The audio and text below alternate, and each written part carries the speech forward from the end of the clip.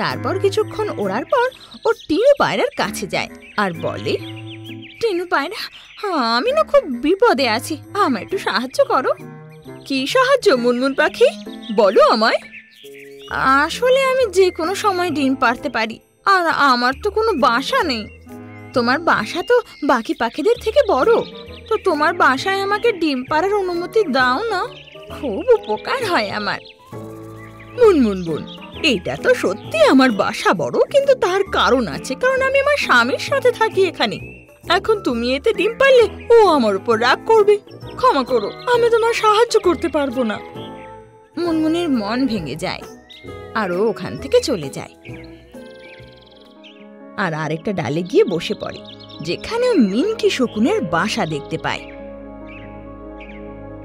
তো ও ওর কাছে যায়। মিনকি শকুন, তুমি কি একটু সাহায্য করবে আমায়? মুনমুন পাখি, আগে বলো তোমার কি সাহায্য দরকার।